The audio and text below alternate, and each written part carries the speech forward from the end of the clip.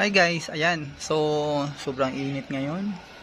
So, ayan guys, itong aking mulberry, meron na namang bunga. Ayan o. Soon mag-ano na siya, medyo nag-reddish na. So, ayan o. Ayan, ito pa sa baba. Mas marami. So, ayan. Pauwi kasi kami ng province. So, baka pagbalik namin, ilang days na lang ba? About a week na lang.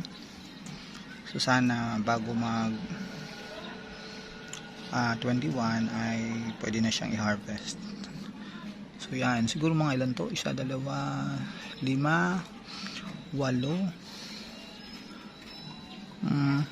mga 13 pieces dito. So yan. Tapos guys, yan, meron din dito, 2 puno kasi ito. So, medyo lumaki yung mga ano niya. Ano ito, marami din to. Mga 9, mga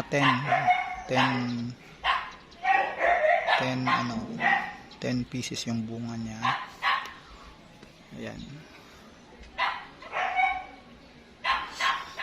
So, yan, tanim kayo nito. Napakadali rin siyang buhayin. And then, ayan, meron ako mga hanay dito. As you can see. Yan, mga bago ko itong propagate. Yan, medyo maselan lang din sila kasi sobrang init ngayon. Yung iba, pag na-overdilig din, hindi rin maganda. So, ito siya. And then, meron akong Pepexiam. Abangan nyo guys.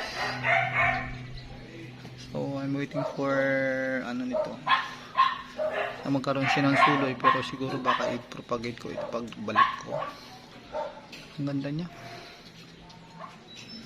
So sa ngayon, hindi ako nag-purchase ng aking aglaw kasi yun nga, pauwi. Kailangan mong alagaan sa sobrang init. Baka pagbalik mong ano na siya, pagbalik ko, ano na siya, mamatay.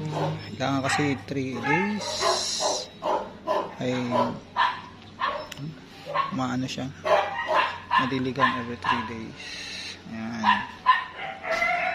So ayan, isa ito sa mga favorite kong aglaw. And then ito, ayan, ito ay ano ito, 20 karat. And ito naman ay ano ito, kalimutan ko yung aglaw na ito. Paki-ID mo nga po.